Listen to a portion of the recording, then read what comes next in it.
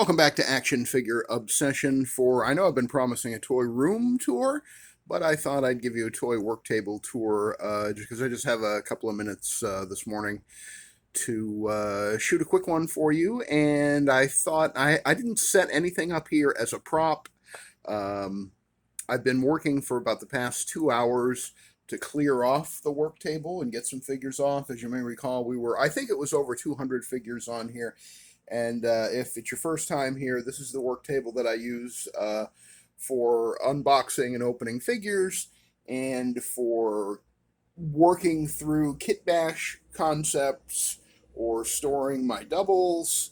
And for now, until I come up with a better, Captain America storage solution, it's also where most of my Captain Americas are. There are, I think, 4 or 5 of them behind me in my displays and various Avengers and Jack Kirby and Marvel vs. Capcom displays. But the majority of my 6-inch Marvel Legends Captain Americas and Steve Rogers and some Bucky's. Here's Bucky on a glider. Have I showed you that one yet? It's a glider from Fortnite. Downshift glider, I think it was called. That's the old movie Bucky. I don't really mind hanging him on there because I think it's the new head from the flashback Winter Soldier, but the body is what, over 12, 13 years old now. Not a great body, a little janky, but it does, give you the movie Bucky. I wanted to give you anyway a quick work table tour. We'll start over here because this is actually where I sort of keep my tools. So here's the climate control, remote control, little eyeglass repair kit, which I sometimes use to tighten up the stems on my glasses, but it also comes in handy at other times for other things with the figures. This is a very small, I don't know if you see that or not, Phillips head screwdriver, which is very useful for tightening up some of my flight stands, like this one back here. I think that's a Mayfix stand that I've got the hood up on. Sharpie's always good to have. Never use these for like painting figures or whatever because the black Sharpie turns purple, a very ugly, bruisey shade of purple after a few years. But I do use these to label my my fodder bags, like BAF parts there. My knife for opening the boxes. It is duller than death, but it does cut through cellophane tape really well. An old battery that I think came from my previous air conditioner's remote control. I don't know why I'm hanging on to that, but maybe in case I need one of those.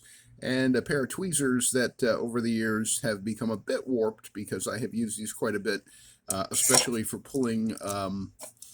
Sometimes when you pull an action figure's head out, the neck peg comes with it, and I use that to get the everything back together. Anyway, yeah. So that's just the base of one of my LED lights that I use to be able to have some adjustable lighting here on the work table. Couldn't do any of this without caffeine, so there is my current crush, if you will, Zero Sugar Mountain Dew. Before that, I was a Diet Mountain Dew guy, but that actually has a tiny bit of sugar in it, and the flavor is not as good to me now as the Zero Sugar Mountain Dew.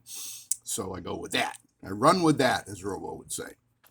So just to show you around from, I guess, left to right here on the work table, we have Mr. Knight, which I picked up in a recent trade. This is the MCU Stephen Grant Mr. Knight character, and he was kind of an impulse grab. Because I had some credit left over and I wanted to use it up that day. I do actually have an open Mr. Knight over here next to my kit bashed Moon Knight on the rose body. Haven't decided at all what to do with him yet, but I've got him kind of hanging out here to remind me, hey, figure out something to do with him. And we got the Target exclusive reissue with the blue spider on the back of the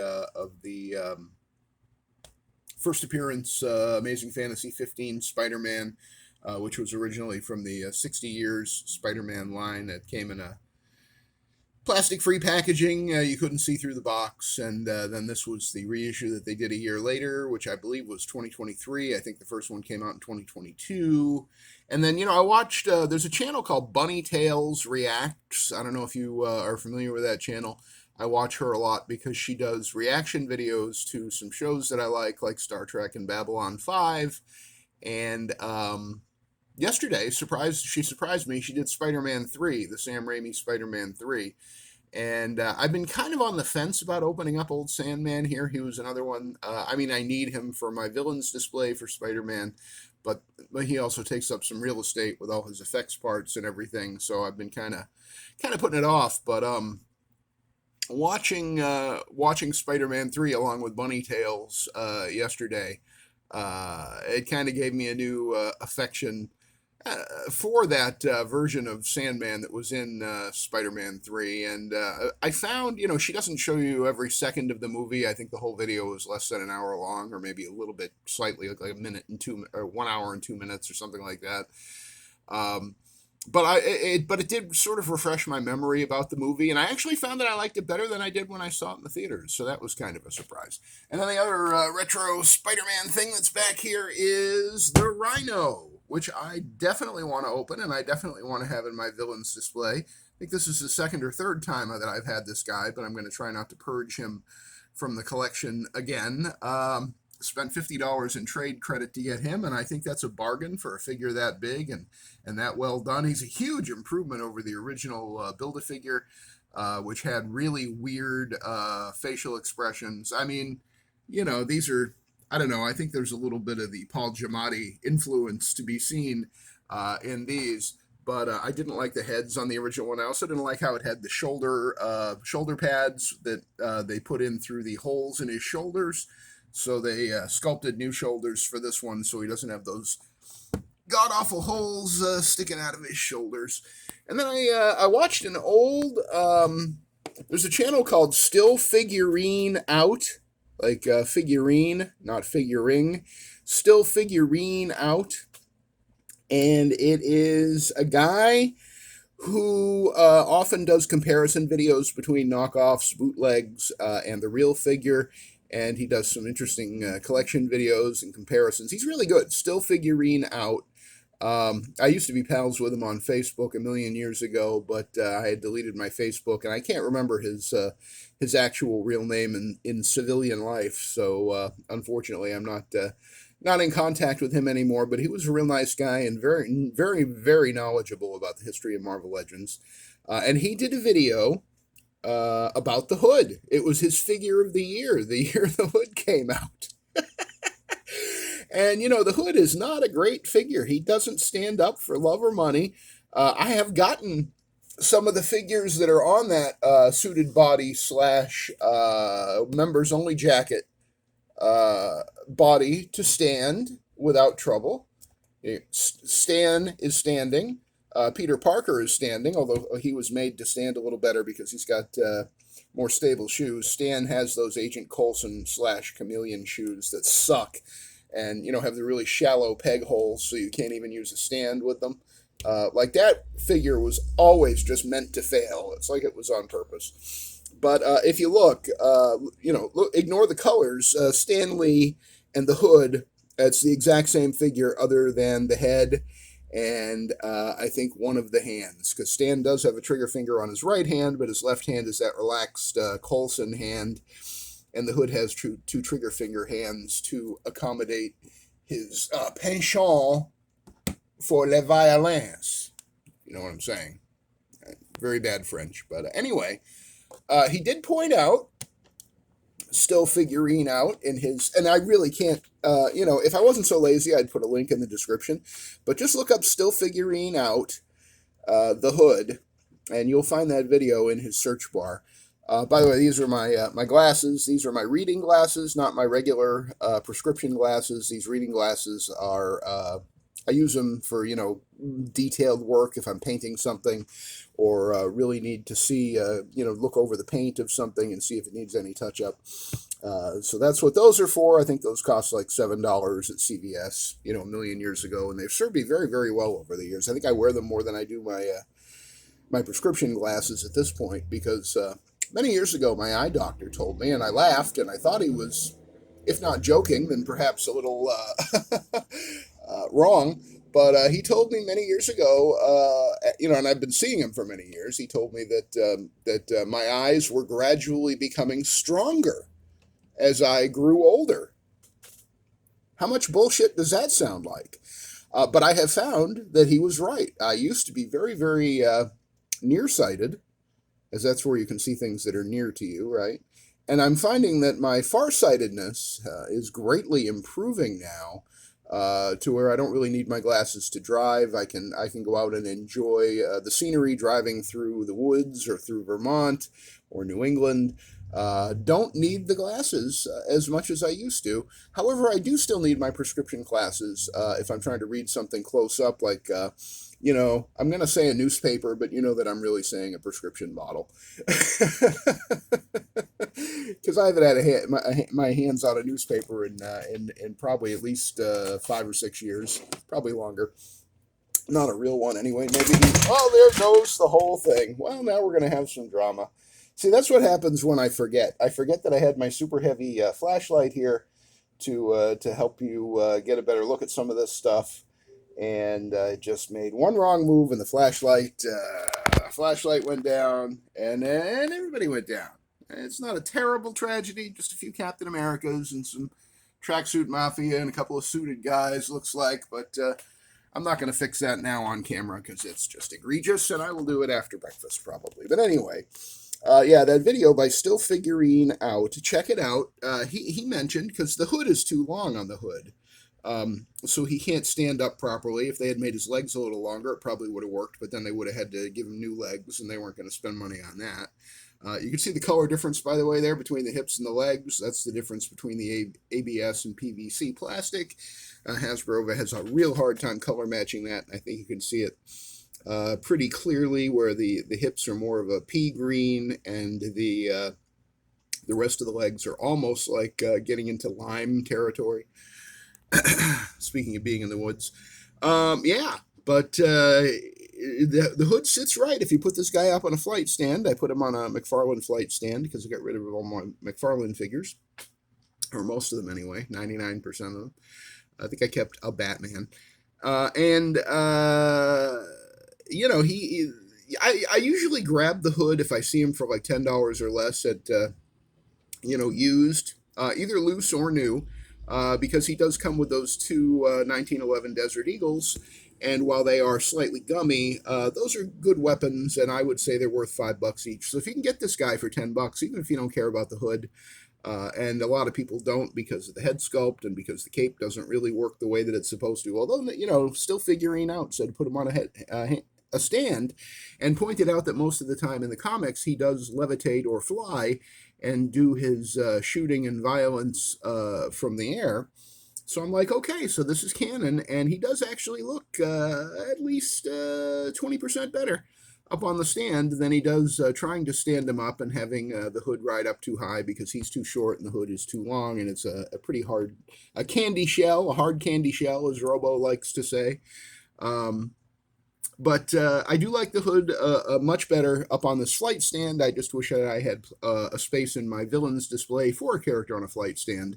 But at the moment, my villains display is just big enough to accommodate maybe a 7-inch figure. And I think he's at least 8 or 9 inches off the ground, including the flight stand. So there's that. I was so proud. I was gonna show you. Everybody was standing up, and now I feel bad because everything fell over.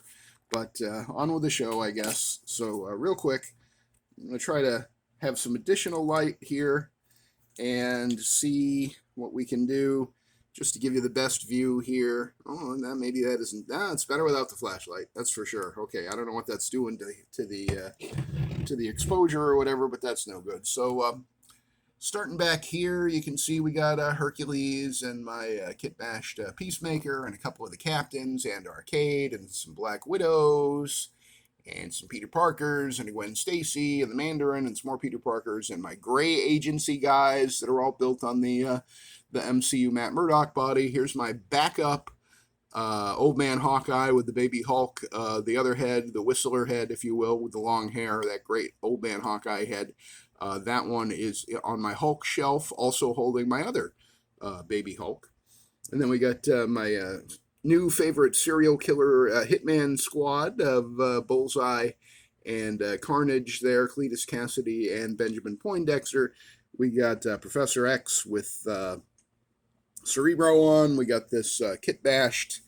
I guess it's still Elektra. I look at that and I think, yeah, that's Elektra, but that works because she's standing right next to Daredevil, the Man Without Fear, Matt Murdock in his sort of tracksuit costume. Got my new Sandman, Kit Bash. Haven't figured out where he's going yet. Got a couple of 80 years Deadpools here.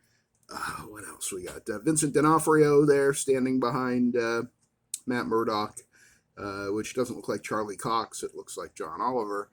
We got the Captain Marvel movie, Nick Fury, which I just like as a sort of young Samuel L. Jackson slash Pulp Fiction version of the actor. It's a nice figure, and I think they gave him different shoes. He stands up okay, even though he's on the suited body. You can get him to stand. It's not terribly stable, but he will stand. There's a couple Legacy Collection Deadpools that I got the day they went on sale. They were immediately on clearance at Target when Target got them. My Target anyway, I think because he wasn't on the planogram, so they just threw him out on clearance, and I got two of him and two of the tank top Wolverines from the Marvel Legends Legacy Collection. They were $9.99 each, so for $40 I got those four figures. Got a lot of these guys, a lot of these Deadpools hanging around, movie Deadpools throughout the toy room. In the back there, we got the MCU J. Jonah Jameson body with a sort of Bob Odenkirk-like head. That's the Gamerverse Steve Rogers from the Avengers video game that nobody liked. In the back, we have all my 12-inch Marvel Legends from that initiative they did about 10 years ago. Bobby Vala from Valaverse, Action Force, etc. Was behind this line. A great line of figures. I just don't really have room to display them out of the box and showing off their powers and so forth. Then here in the collision zone or catastrophe zone, you got a couple of Venoms. You got my tracksuit Mafia guys, some suited guys here wearing the Everett Ross body. That's right, another Matt Murdock with a walking stick, because I've got a lot of those heads and a lot of those walking sticks. There's even a Steve Rogers. Is that Steve Rogers? Yeah, it is. MCU Steve Rogers. There's the movie Quicksilver with the comic Quicksilver head from the recent 2-pack. What do you think about that? Does that work? I feel like the head's a little big. But, maybe with the yelling it kind of distracts from that. I don't know. What do you think? And then we have the zone of causality here. I really like this Kit Bash. The black suited, I think that's the Inner Demon from the Mr. Negative 2-pack. I don't really care anything at all about Mr. Negative or the Inner Demons. I just got it to have the black suit body. Thing is, the flesh tone on it is not compatible with most Marvel Legends Caucasian heads or hands. So he's got the Johnny Storm head on him because Johnny is a little bit different shade of Caucasian or whatever, white guy, however you want to put it. It matches a little bit better. It's not too glaring, I don't think, especially in regular light. My mental institution captain laying down there looking very copacetic, and my Deadpool with the Infinity Gauntlet, and that I always love to show you my Earth 669 Scarlet Spider with his jaunty chapeau. And some, I hate seeing them knocked over Captain America. I could knock over Deadpool all day, but it makes me sad when even the motorcycle one went over. Man, that's not the original motorcycle. That's actually a G.I. Joe Ram cycle, because I stupidly sold off the Captain America motorcycle. But it is the Bobby Vala designed Captain America from the Riders series, the Legendary Riders. I think that was 2018. If I recall correctly, might be 2017. I don't know. My Kit Bash Commander Rogers with the excellent Paul Harding comic book Steve Rogers head. Got a Bucky here, a Winter Soldier, the Secret War cap, werewolf cap. Regular werewolf cap took a spill. He's down there in the back. These are the same figure. This guy here, and then a guy laying down, relaxing there. And then all the other caps. There's some more Wolverines from that Legacy Collection, Crazy Day. There's the Amazon exclusive Wolverine with the leather jacket, and Wenwu, and Death Dealer from Shang-Chi, the movie. There's a spare Spinneret back there, and an Agent Venom. Black Widow from the was it Infinity Saga, I think, series, the Evergreen series that you see at Target and Walmart. Just it's seemingly peg warming. They just replace them and restock them when they run out. But there's the Scarlett Johansson Black Widow. Comic book Sam Wilson Falcon, my Kit Bashed, Seen Some Shit Superman right there. I have not gotten a lot of love for that. I think he looks cool. I just kind of think he looks cool. I haven't thought of anything better to do with that. I really haven't. And then there's filling out the ranks. There's some more Captain Americas here as we get to the end of the table, including my newly opened third Marvel vs. Capcom Captain America there in the center. And the Venom that came in the 2-pack with him, the Blue Venom. That is my second Blue Venom, and my third Marvel vs. Capcom Captain America. There's the second one, and the first one is actually in my Marvel vs. Capcom display. And we also have a polar bear. What else? We got Elvis Modoc back there shooting out some burgers. We got a Sky Cycle from Hawkeye, and we have Captain Carter. And Bucky Cap. Bucky Barnes, Captain America, standing in front of the 20 years Captain America display stand. So that pretty much, I just wanted to give you, I forgot the guys that are basically the reason why Action Figure Obsession exists is because I had to make a video about buying 3 3/4 inch figures, which I never thought that I would buy and swore that I never would buy. On the left, the Battle Android Trooper from Cobra, and on the right side, Snake Eyes, and those are both from the 25th anniversary G.I. Joe, A Real American Hero action figure series. So that is, I think, pretty much the state of the work table here on what happens to be a Tuesday morning. Oh, I know it's only going to take me like 10 or 15 minutes to pick these all back up, but man, just heartbreaking, just heartbreaking. Oh, my Kit Bashed Taskmaster. I had an extra shield from the Commander Rogers figure, so I just painted it silver. I kind of try to keep him in the front and out of the way because I don't want that silver rubbing off on anybody else. My Worktable Bullseye, now that I have a brand new out-of-the-box minty fresh one in my Daredevil display. And I think I'm at the point of redundancy here. So we'll just go back to where we began. If I had just left this flashlight where it was, none of this chaos would have ensued. What a shame. So that's the state of the work table. I'm going to go drink some more caffeine and get started on my day. Thanks for joining me for this rather unusual but hopefully entertaining, or at least visually interesting look at the work table. It is really my goal to actually have all these guys off of here and into displays in the actual display area behind me. Hopefully that happens sooner rather than later, and then I can actually get some work done on the work table rather than only having this little tiny strip of land here in which to work on my kit bashes and my videos. Speaking of which, if you like this one, feel free to give it a thumbs up. Leave any comments in the comment section below. If you haven't subscribed to the channel, please consider doing that. And if you do, ring the notification bell so that YouTube informs you anytime I upload a new video here on the Avian Unloaded channel and on Action Figure Obsession. And thanks again for joining me. I will see you on the next video.